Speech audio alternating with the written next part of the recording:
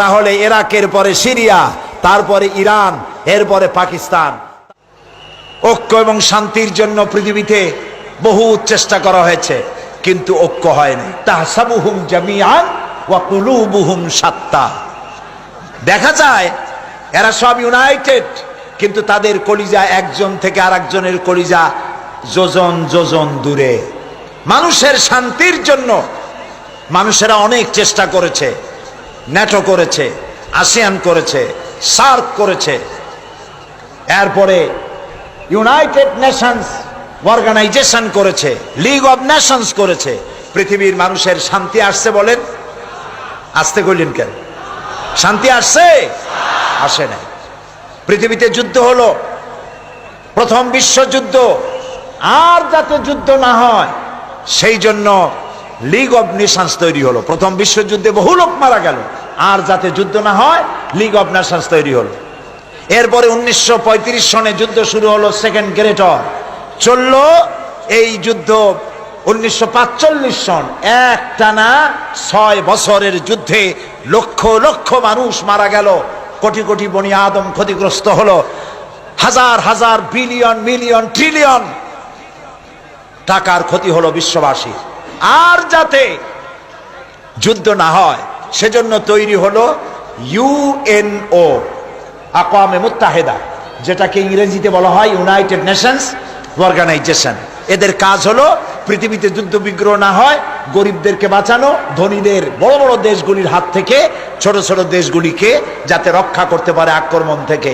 মানুষের ইজ্জত হুরমত, তাদের স্বাধীনতা সার্বভৌমত্ব হেফাজতের গ্যারান্টি দেবে জাতিসংঘ। আমি প্রশ্ন করছি, এই জাতিসংঘ পৃথিবীর মানুষের জান মাল, দেশের স্বাধীনতার হেফাজত করতে পেরেছে?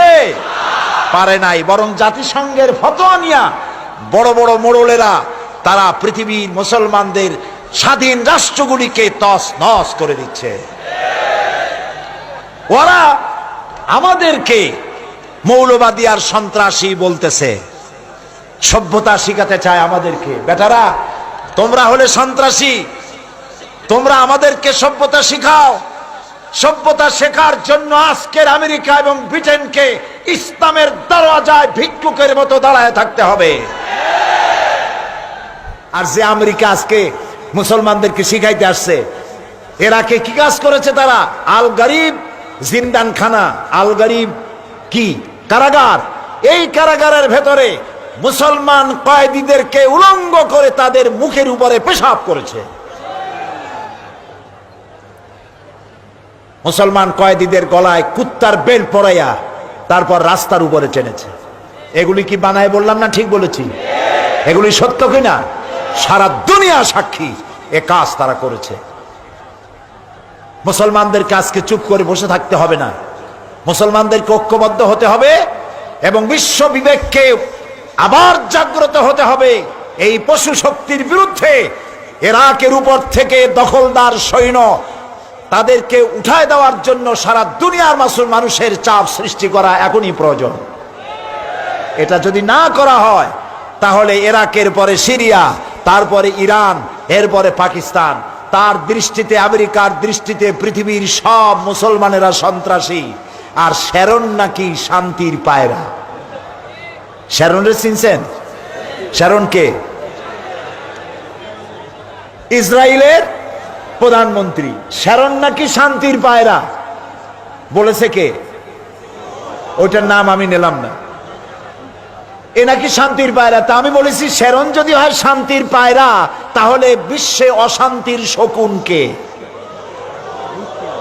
প্রতি মুহূর্তে তারা প্যালেস্টাইনের মুসলমানদেরকে বুলডোজার দিয়ে তাদের বাড়িঘর ধ্বংস করে দিচ্ছে, তাদের মানুষগুলিকে মেরে শেষ করে দিচ্ছে, স্বাধীনতার স্বপ্ন মাটির সাথে মিশিয়ে দিচ্ছে।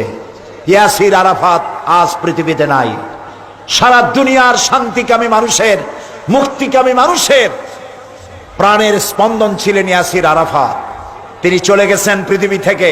আমরা আশা করব আল্লাহ তাআলা সাহায্য করবেন ফিলিস্তিনিদেরকে, আমরা যেন দেখতে পারি অভিশপ্ত ইহুদিদের হাত থেকে প্যালেস্টাইন আল্লাহ মুক্ত করেছেন। আল্লাহ তৌফিক দিন।